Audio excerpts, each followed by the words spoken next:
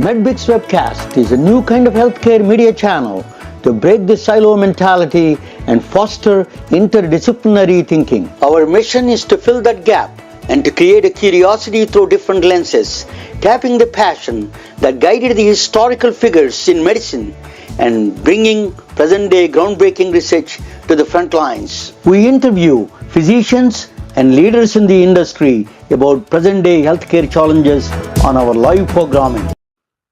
Welcome to the MedBricks Webcast. This is Ramana Raju. I'm the host, So we have an exciting program today. So actually, I'm going to interview a doctor from Divendale, Michigan. I don't know where the really Divendale is. Maybe the coldest. I'm from Silicon Valley. That must be the coldest spot on the planet.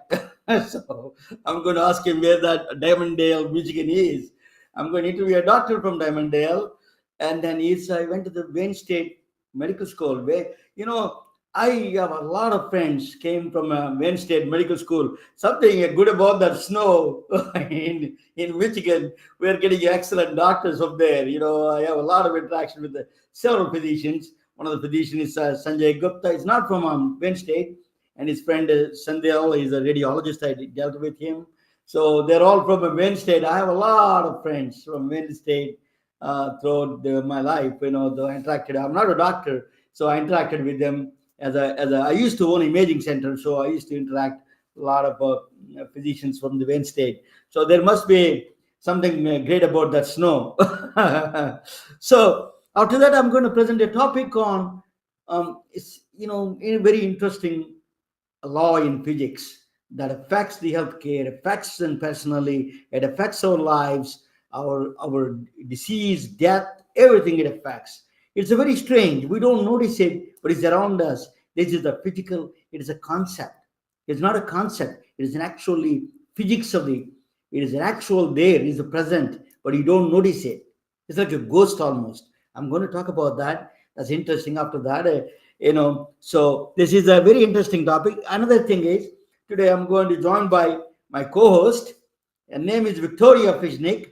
And she is joining from, I think, Atlanta, my hometown. But I'm in Silicon Valley now, so I'm going to bring both of them. But let me bring Dr. Todd first and ask him his background. Welcome, Dr. Todd Otten.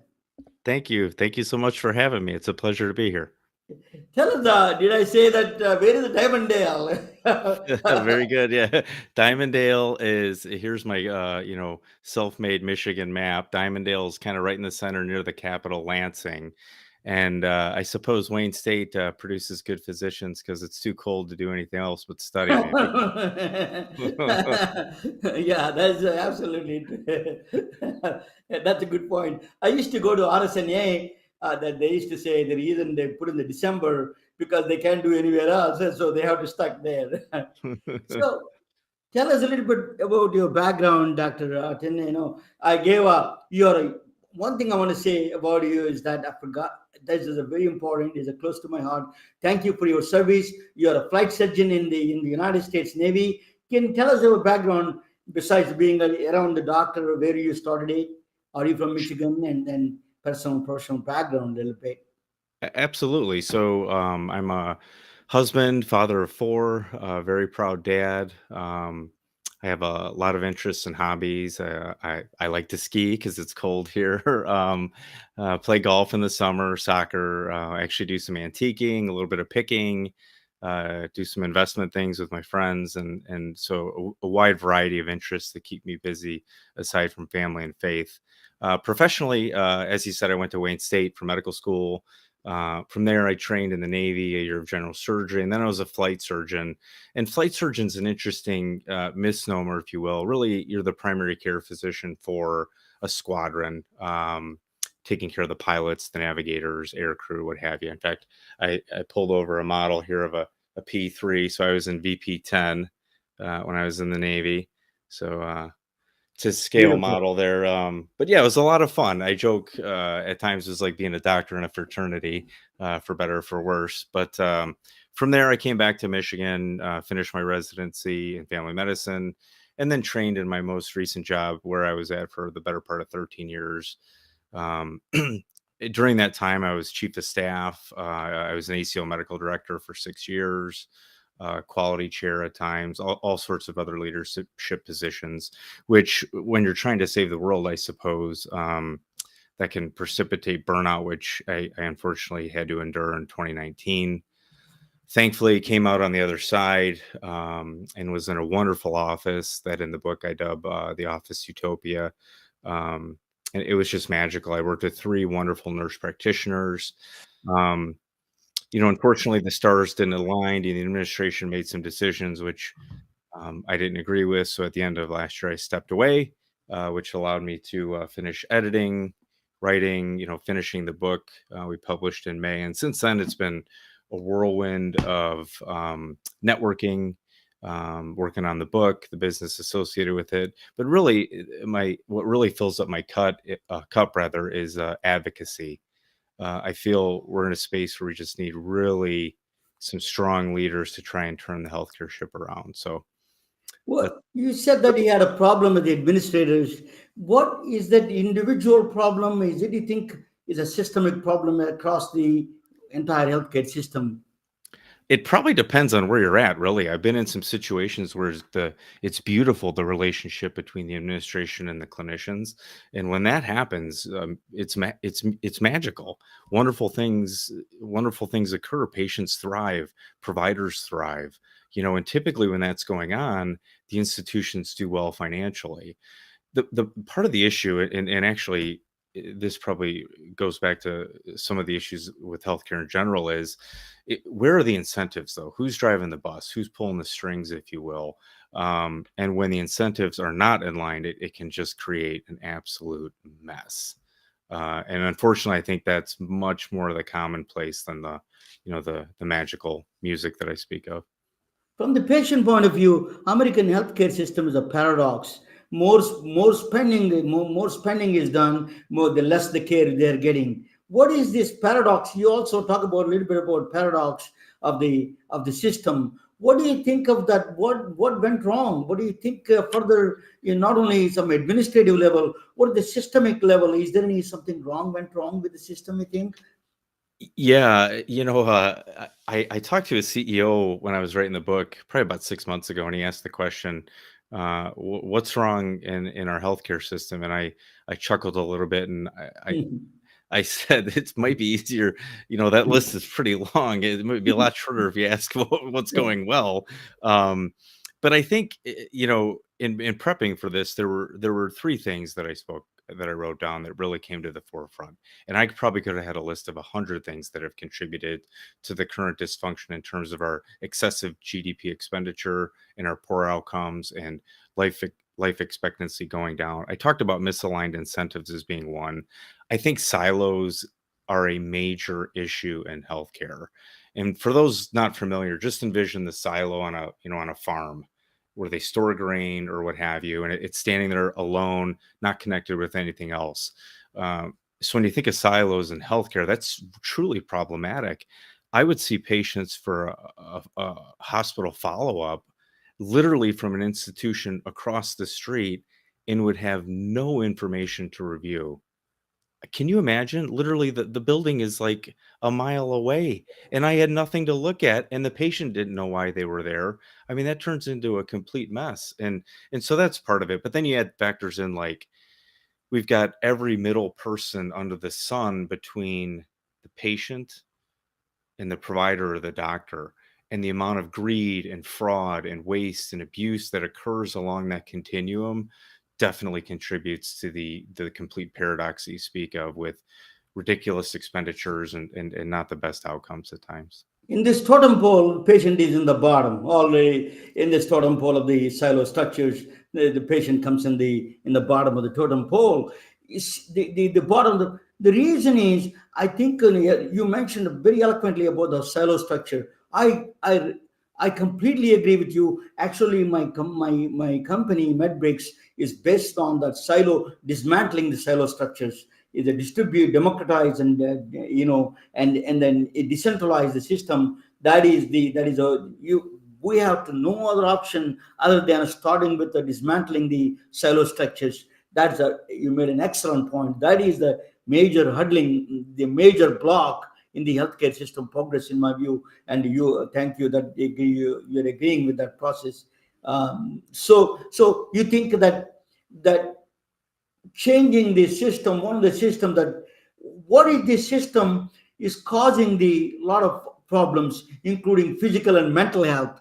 During the pandemic, we saw across the world the healthcare system created a huge mental health stress on people. I spoke with doctors around the world. Everyone is complaining about it. The frontline, not only doctors, nurses. What do you think this? What is the connection between the stress and the mental health happened? It's a wonderful question, and we could probably talk about that for hours, if not Mhm. days. I think the reality of it is there's as a primary care physician, it's not just about seeing the patient and practicing medicine. You've got all these other entities that are dictating how you do things, whether that's administration, whether that's the insurance, whether that's the pharmaceutical company, whether it's a family member. So you've got all these tethers, if you will, tugging at you in different directions. And the reality is, you just want to provide the best care possible for the human being sitting in front of you.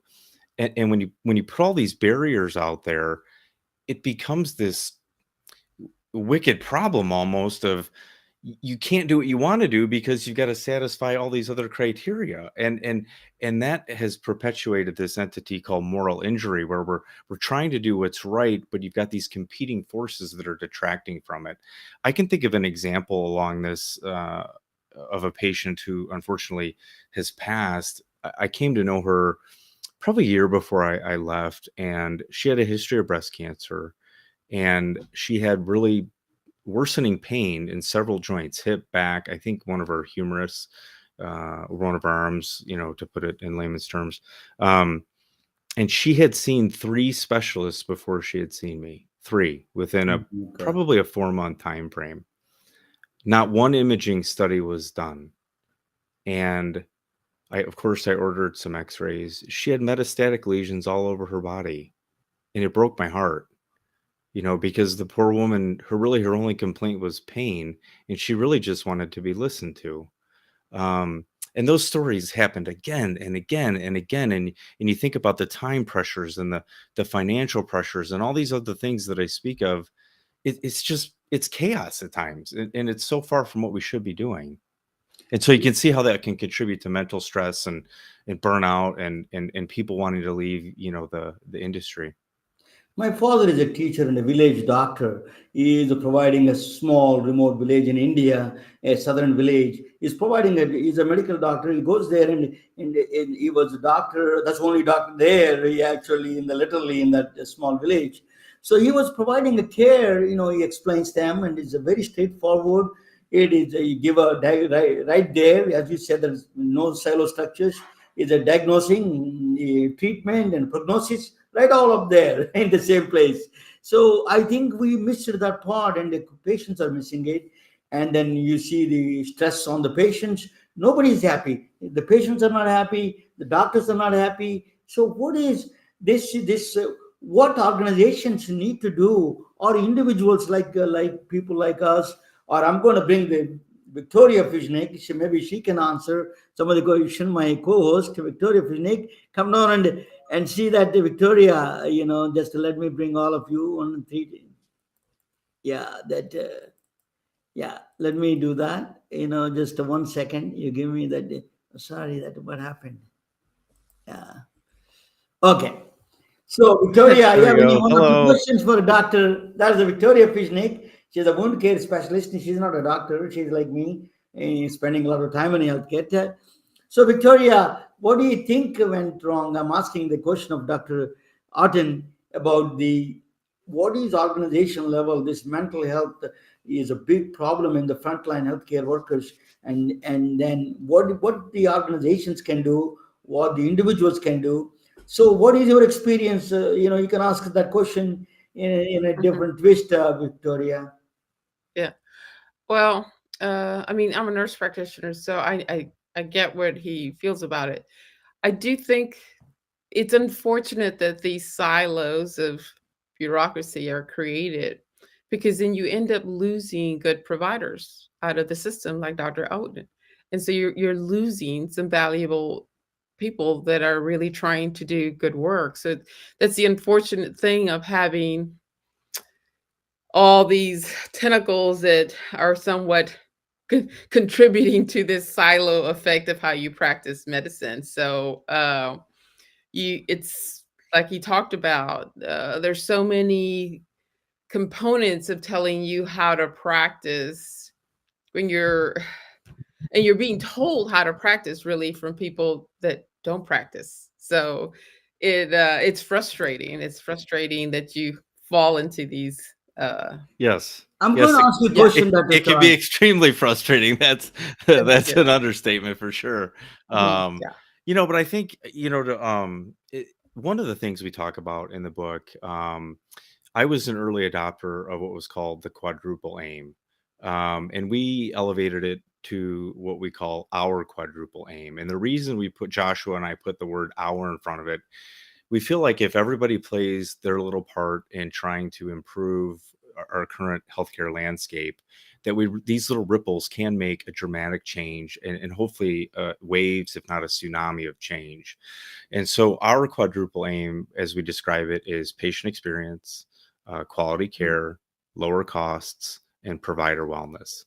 And I know some people have some issues with the word provider, but we wanted to use a word that really encompassed everybody that was delivering some capacity of a patient's journey through the healthcare system from start to finish, whether it's janitor, administration, a dietary, everyone. And so that's why we stuck with that word. But the reality is, I've had the opportunity or the blessing to experience this at the office level, at the critical access hospital level, as well as the ACO level. And when decisions are made using that lens, it's magical. And the reality is, when your patients are happy and getting good care, they tend to want to come back and tend to want to be patients for life. And so you don't really have to spend a lot of money on marketing and all these other things because you've got your built-in customer base. So I'm a big fan of the quadruple aim, or our quadruple aim, which is really akin to the quintuple aim. So there's that health equity component in there as well. And I think when you use that purview, all the stakeholders tend to win. Um, So what inspired you to? If I ask you some personal question, if you don't mind. So you said that mental health is the bigger central part of this writing a book for you. Or did you go through that pressure of a mental struggle, and then you inspired you to write a book? What inspired you to write a book? If you don't mind asking you that question. oh, for sure. I've got to be careful when I talk about my own experience of burnout, because I often start to tear up because it's painful. It's raw. It is not fun. You are angry, you are frustrated. The job I love became a dread. I hated going to work, and I love seeing patients. I've always loved seeing patients. Um, and the real sad part of that is the negative ripple effects from the physician or the clinician or the nurse practitioner. It doesn't just affect that individual, it affects everybody that's patients and staff, and it's a mess. And so that was a big motivating factor for me. I started writing about 2 years after I had gone through burnout, and wrote a pretty dark poem called Medicine is a World of Gray, kind of explaining that it's not this dichotomy that everybody sees, but the reality is many decisions are in this gray lane in between. That was one component. I alluded to the frustrations with patients. That broke my heart, and I felt like I could use my energy and my voice in a different way, and so that was part of it. And then really the third thing, I've lost 3 colleagues to suicide, including one of my partners. And Three, um, three of them. You saying? three. One when I was Oh a my God. resident, one was when I was in a medical leadership position, and unfortunately, one of my partners, and I didn't even know he struggled, which speaks to probably some of the legacy, training issues with medical school. Fortunately, I've heard a lot of that has improved, and I plan to dig into that. But those 3 things really were kind of weighing heavy on me, and I've always wanted to write a book, and I'm like, well, I feel like I know medicine pretty well, and I've got a lot of stories, and I'm kind of guy that won't shut up, so I probably should just go for it. No, it's something you mentioned interesting in when you're writing book. In the beginning, it's struggled, and then after that, it just flown. It flows. It went through just your system, and it started writing automatic. Everything. Tell us a little bit of that inner feeling of sorry that you went through. Actually, everything comes from pain, as you know. Detroit produced a lot of rappers. They come from a pain system. So that pain, it came out of the pain. That flow of writing. I went through the same thing, and I wrote a book during pandemic. And tell us a little bit of that experience of that flowing, that flow of writing. Absolutely, yeah. Pain can be obviously a very big motivator for sure. And as I got further into the writing process, the first chapter I wrote was called Anatomy of Burnout, and that's about a third of the way into the book. And that was sort of just spilling my guts on my journey through that process. But as we got further and further along into it, it definitely became easier to write because you felt free. There was that catharsis of the process in and of itself. And by the end of it, Joshua, when he joined me, it was very cathartic for him too. And I probably should touch on this a little bit. The medicine that I had written for my co-author Joshua, who used to be one of my patients, devastated him. It created a complete mess for him. And ironically, it's the same drug I still take for my post-concussive headaches. So you get this yin and yang effect in the book. I don't know if everybody can see that little yin and yang capsule on the spine there, Yeah. Yeah. where we weave his story. And by the end, we would laugh about this stuff because we had gotten it out there. We had taken that heavy sack off of our backs, and now we've become really good friends, and we look to take our energy and thoughts and enthusiasm and hopefully impart it to others so they can play their part to fix things or help fix things at least. Yeah, Victoria, do you have any other questions for Doctor before I? Yeah, I mean, your book, Ripple of Change, that's obviously the ripple of change you went through. I have not read the book, unfortunately, but I will get one. But now that you've gone through this, is there a plan to find the answer for that ripple for the next book?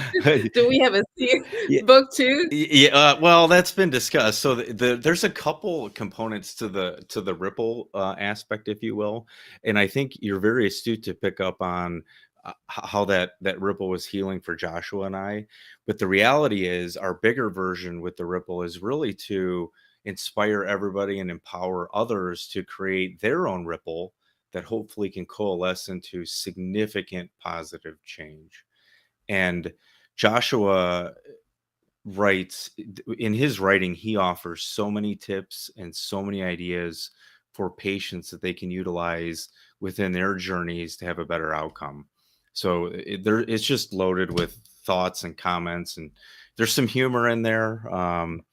I used to write down jokes that patients would say in the office, and I'll reiterate one of them that's gotten to be pretty common. I used to ask 4 or 5-year-olds what their favorite vegetable was, and one of them replied sausage.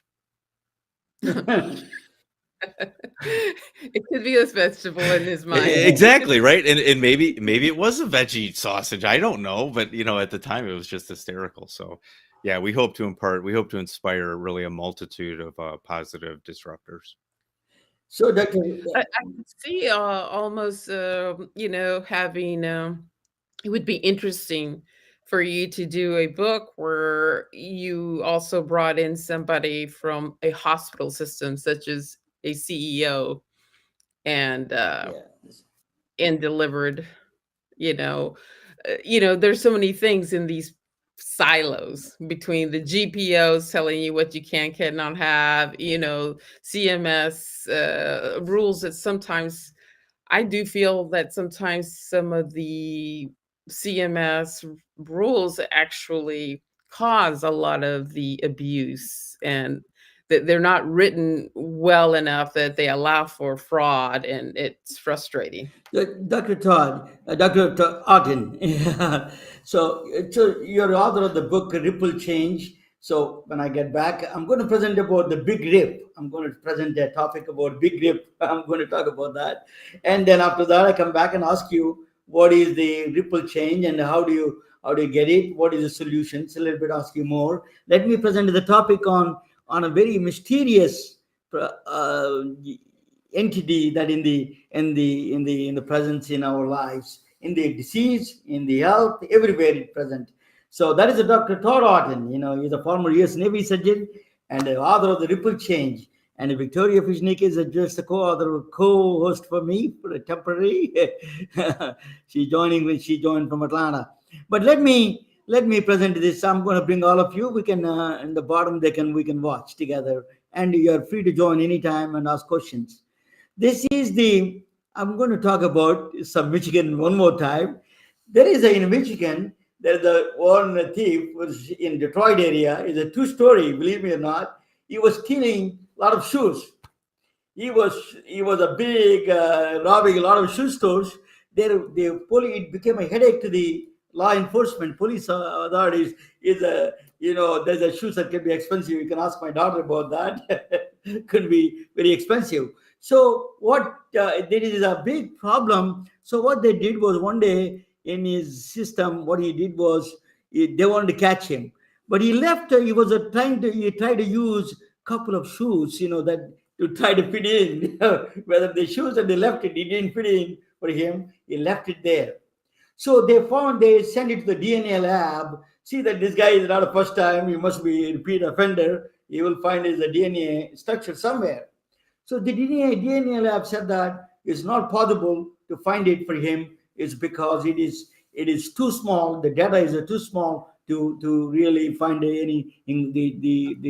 The result is inconclusive. So what they did was they were so frustrated. This guy is keep on bothering and nagging them. So they got to do something. So they sent it to a lab called STR, Mix Empowering Forensics Science. It is based on a second law of thermodynamics. First law of thermodynamics is energy is neither created nor destroyed. That is the first law. Second law is I'm going to explain what second law is. That second law of thermodynamics says that they came up with the chaos based system. They came back and then found out identified the robber. So they convicted him, they sentenced him, he complied. This was a computer conviction. But what I say is not a computer conviction, it's a bigger the universal law, the law above even a US law. It is a second law of thermodynamics. It convicted him. That is unbreakable law. That is the one thing that he was convicted and sentenced actually. This is a true story. But what is that second law of thermodynamics? I'm going to play a video. I'm going to explain to you in this video a little bit. You can watch together.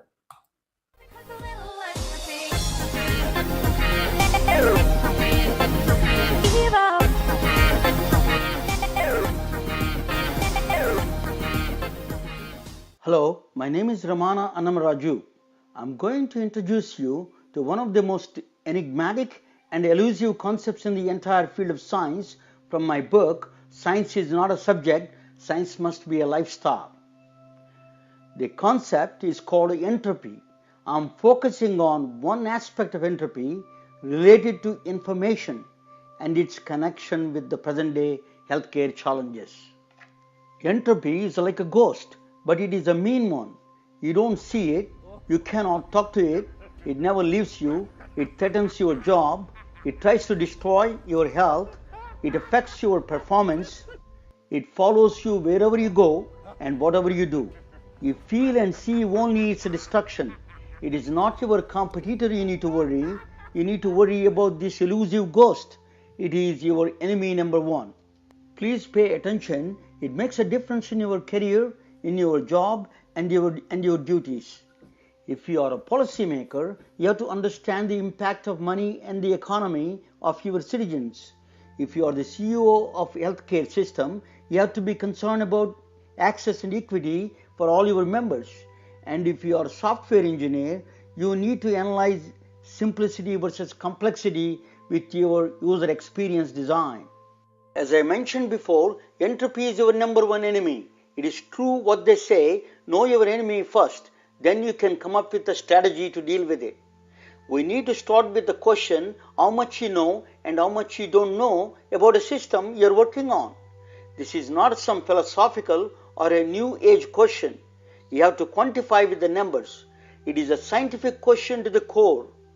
The answer is not that easy. Fortunately, there was a guy smarter than all of us, gave a stunning insight. His name is Ludwig Boltzmann, an Austrian physicist, lived in the latter part of 1800s, came up with a statistical formula for known versus unknown. It is not just a formula, it is a law, second law of thermodynamics. In urban slang, we call it as a law of entropy. The law is not limited to known versus unknown, it is present everywhere, materials and processes and even life itself. Entropy is a true measure of your ignorance of a system. You may say, I don't know a lot of things, but I know what I know, and what I don't know, I don't know.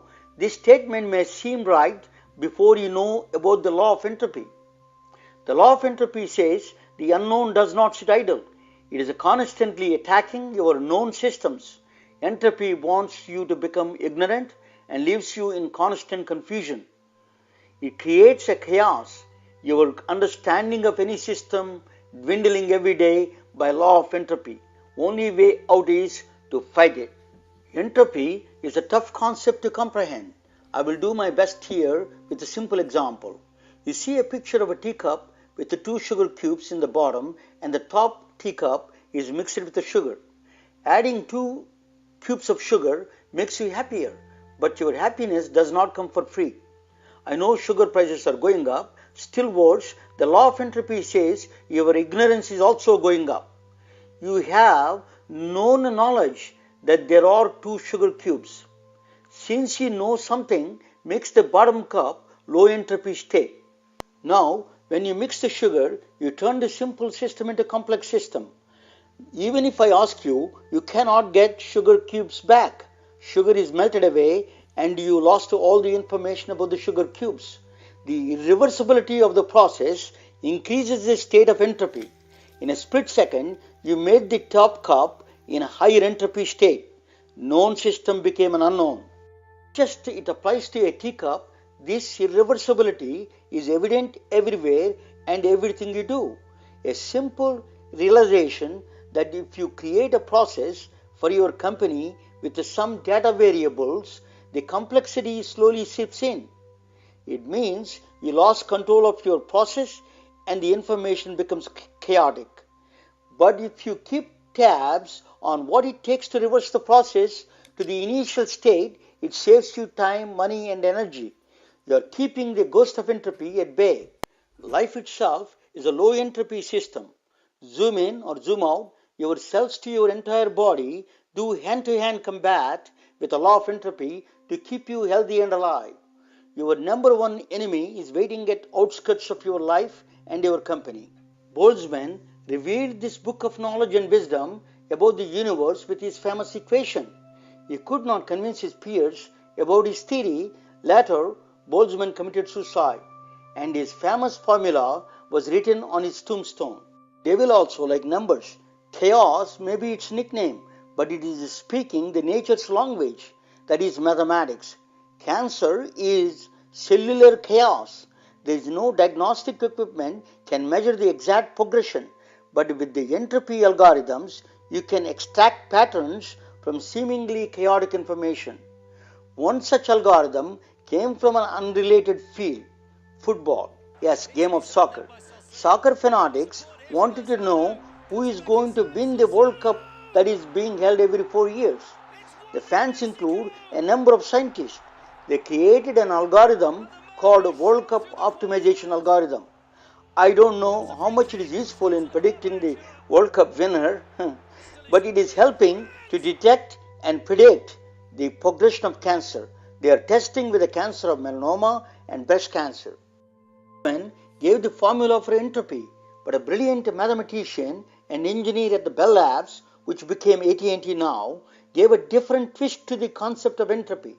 His name is Claude Elwood Shannon. The theory bears his name. It is called a Shannon entropy. According to Shannon, the information is central to all processes. Did, which I think he's very widely known for, is this notion of a fundamental limit. No matter what you do, as long as you're working with a certain amount of bandwidth, and as long as you're dealing with signals that are only so strong in the face of noise that you confront, no matter what you do, you cannot transmit more than a certain rate. Here is one remarkable example how you can employ Shannon entropy to healthcare equity and access. The world of medicine made a huge progress in diagnostics and treatments, but healthcare delivery systems are not. A significant number of people on the planet don't see those benefits. Health inequities you can witness in rural and urban America's landscape, and worse, everywhere else. Health delivery system is riddled with complexities. It may be partially political, but it is also filled with logistical complexities. Variants like remote geography, disease burden, and economic backgrounds, to name a few. Where there is a complexity, law of entropy shines. Shannon entropy is successfully utilized by countries like Iran, Turkey, and Greece to address the inequities in healthcare delivery by allocating and utilizing existing resources more efficiently.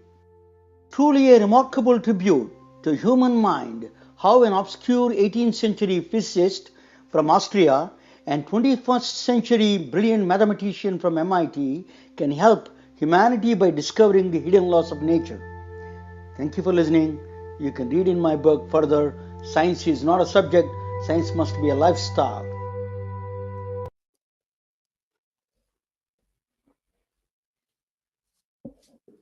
I don't know what happened to the Victoria. She's gone, but I hope she's coming back.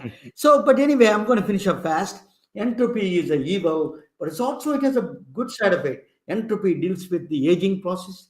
It ages because of the entropy. It is a demons. It deals with the demons. I'm going to explain to you what that is. Death. It deals with the death, universe itself. And the entropy, I'm a Hindu. Hindus have 300,000 gods. Entropy has a god also for us. I'm going to explain to you that god. But I'm going to be done in a few minutes. And after that, I'm going to bring Dr. Todd Otten back. So entropy is even the entropy is like a mafia almost. They have an honor system, they follow a certain mathematics, they follow algorithms, order, disorder, order to go to disorder, but he can also bring the order from a short period of time, disorder to order, he can bring it. That is the entropy, he can make it a very short period of time. So this is the entropy, is a set entropy stethoscope, for example. If you use algorithm of entropy, because you know the math, precise math, and you can use a stethoscope, then you can do atrial fibrillation, you can detect cardiomyopathy, the heart failure, the thickening of valves, or the valve disease, potassium levels. You can detect with the 300 biomarkers what the Mayo Clinic is saying with the simple stethoscope. Can you believe that? This is an amazing. The entropy algorithm can do that. Entropy algorithm is actually now they're using without just looking at the phone. You can do all the signals: EEG, ECG, blood pressure, respiratory rate. All of them you can detect by looking at it, by looking at the phone itself, by using the changes of the temperature on the face, and they can detect a lot of things. So this entropy, as actually healthcare, you don't see that, but they're behind the scenes. Entropy algorithms work. EEG analysis, sleep studies, vital sign monitoring, anesthesia monitoring in ICUs. They're all use several algorithms, different types of flavors of entropy algorithms they use. Probably you don't know them, but they're behind the scenes algorithms that really extract the data and do the real job. So name it, sample entropy, approximate entropy, multi-scale entropy. There's lots of them there. So what is the entropy in the software EMR? That's one of the epic systems. They always keep coming back and new versions, new things, whistles and buzzles, and they charge more and more.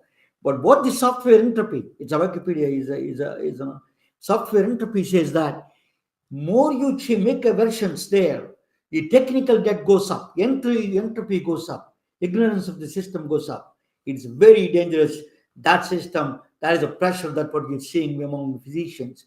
The entropy is going higher in the EMR systems because they keep on adding aversions. Keep it simple. Because if we don't know how to go back to the original one system, the original system, that is a problem too for CEOs of the hospitals. So not only physicians feel that technical debt, that software entropy is creating a chaos. That chaos is creating a lot of mental health problems that's directly related to the software entropy. The next one is so keep it original versions. Don't change versions that easier. That's what the final message is. Entropy. ChatGPT is no doctor. I tell you, they measure the entropy of LLM, large language models. Usually say I'm the Dr. Todd Button is Otten, uh, author of, and then I left the blank. It's a ripple of change. That is automatic. That is a predictive value. That's what it does. The large language models predict the next sentence, next word. So it's between 0 and 1. So if I just say Todd Otten, then maybe a Todd Otten in Oklahoma, he may be doing something different. So that the value goes down. So most of the values are between 0 and 1, the predictive value, the actual value. But in certain situations, when it goes to 1.2, the entropy value, they measured actually entropy value of the ChatGPT. If it goes to more than 1.2, it goes crazy because the prediction has no meaning after that. The reason is there is a mathematical restriction on it. It's called irreducible computational complexity. Computer cannot compute anymore. It just gives up. That's no way. You cannot even predict. It's only until you go through the process, you don't know. It computes. It may be right or wrong. We don't know. So that is where 1.2 is the entropy level. It goes. ChatGPT can go crazy. So all the large language, it applies to the entropy, applies to all the large language models. So the Stephen Wolfram says that. So, but entropy can also, even though it's evil, it does the good things. It does the mathematics. We understand it very easily. So it's a newborn cry diagnostic systems because sounds of the cries of the baby, infant baby, you can detect ODS, respiratory distress syndrome, which is that people, infants, premature babies need oxygen. So you can listen, you can diagnose the problem with a cry, listening the cries, the sounds of cries. Machine learning language can hear that and change that process. Hyperthyroidism, the most important is autism spectrum. The cries you can detect autism spectrum from the entropy algorithm. Sepsis is also one of the causes of death. Sepsis you can recognize from the cries itself. Crying newborn cry diagnostics uses entropy algorithms. So these are all, entropy is a therapy. It is a surprising thing. Recently they found out is interesting. I want to tell you, this is how the entropy is suggesting therapy. This is a very interesting.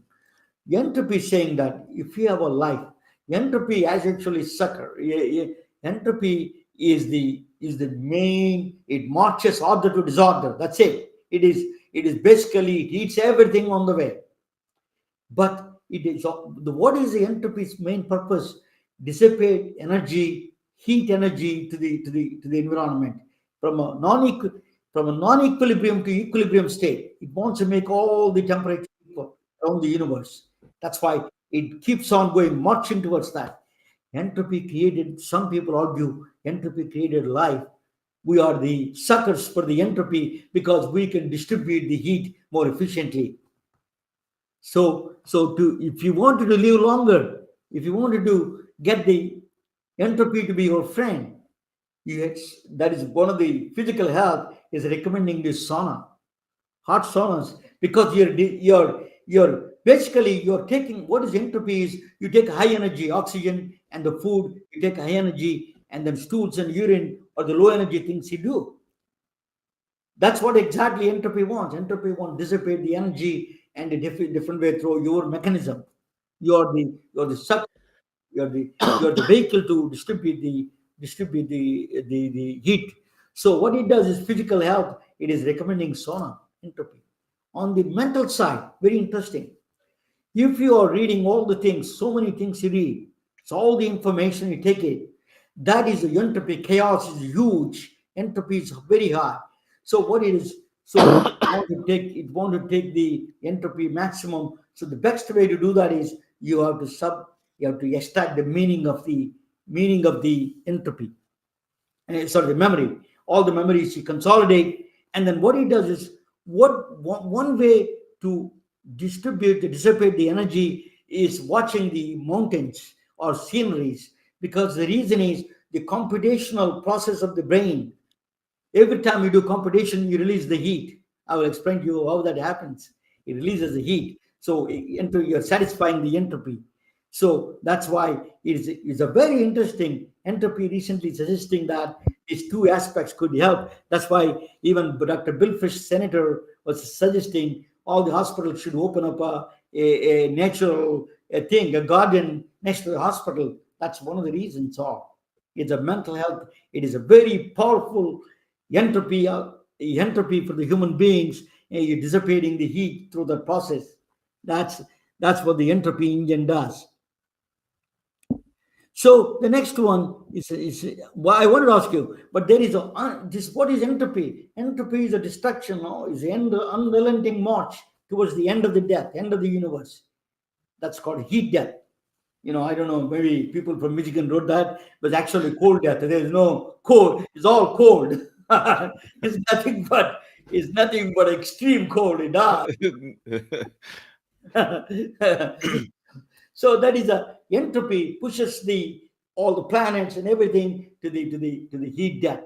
That is its goal. You cannot stop it. That's it. Unrelenting march. Once in a while you can do better, a little bit here and there, but every time you do better, it adds up the death, and it keeps on marching towards the end of the universe. That's how you want to finish off everything. But there is a guy. He thought that a clever guy thought about this. He said that his name is James Maxwell. He created a electromagnetic wave, mathematical structure he gave. What he did was, I was thinking about a demon. He created it's called a Maxwell demon. What he did was, Maxwell demon, a box. There is a box there. In that box, there is a gas. In that gas, they move around the gas, right? There's a lot of the gas. Some of the particles move faster, some of the particles move slower. So you put the demon there, and then he said that whenever the slow particle comes there, put on the left side, and when the fast moving particle move to the right side. So the demon open the door. When the fast moving particle, it puts to the right, and in the left side it puts the cold particles. So what James Maxwell said, that think about, I don't need entropy cannot touch me. I can cook on the right side B. I got hot food. I can cook it, and I can refrigerate food in the left side with the cold atoms. I don't need entropy. He said. Entropy said, hell no. Entropy said, you're something. The demon is also works for me. The demon has to remember the storage. You have to remember which one is moving faster or slower. So when you using a memory, you are using the energy, you are dissipating energy. It is actually, they gave an actual limit for the energy. It's a Landau limit. It's called 0.0175 electron volts. So it's not free. Devil is also paying the price to the entropy. Entropy keeps marching. So entropy, the super god, the devil is nothing to them. So they're all working. Even the demons working for the entropy god. So Hindus, that what is entropy god? So what is the entropy of lost humans? We are all the entropy. Also, it's going to destroy everything slowly. The earth is going to disappear. Our planets are going to disappear. Sun is going to disappear. The only thing in the last days is black holes will be left. In the black holes also, they disappear eventually. But in the last days of the black hole, humans can, if they're smart enough, they can stay around the black hole in the circle of the black hole at the event horizon. they can draw the energy and can live there. But it is also temporary. At the edge of the black hole, you can live. Humans can survive. But there is a problem there, because as the march is never-ending march, entropy is marching towards the end of the universe. So the lost humans, they have to sleep. They have to go. Every thought, as I said to you, that even the demon, when he thinks about it, it releases energy. So you have to go a meditation, or you have to go hibernation for 364 days. One day only they allow you to wake up, only one day a year. So because the moment you spend the energy, thought itself is the energy spending. You're spending the energy. When you do that, that means you're inching towards the death of the universe. But you cannot stop that. Eventually, everything will be dead. So entropy God is in Hindu religion. Lord Shiva does a cosmic dance and destroys the universe at the end. He takes over it and finished up. That's what I told you. Entropy God is the Lord Shiva in Hindu religion. That is what does a cosmic dance and finish up this process, and then you become the end of that's the end. But there are other suggestions. There's a cyclic universe. Then again, Brahma comes and rebirth. There is a lot of, actually in physics also, there's a proposals that there is a rebirth of the universe. But that's the end of the universe. Entropy takes from beginning of the universe to the end of the universe. That's present everywhere around us, all the times. That is the entropy. Entropy, we have to use it. We have to master them. We have to understand it. Then we can do better. Thank you for listening. Let me bring Dr. Thank you for listening. Let me bring Dr. Todd Otten on the back and ask him. So, Dr. Otten, what do you think? Entropy. I was hoping you weren't going to quiz me on that, is what I was hoping. It was fascinating, actually. I when you talk about entropy, there's a lot of parallels to our healthcare system in terms of the exist. And some would argue that, blowing it up and destroying it and starting over is kind of what we needed. So, I mean, you could take entropy in a lot of different directions in the context of healthcare. I think including some of the health inequities that exist and how they could be compared to entropy. So you've got my brain going in like a million directions right now.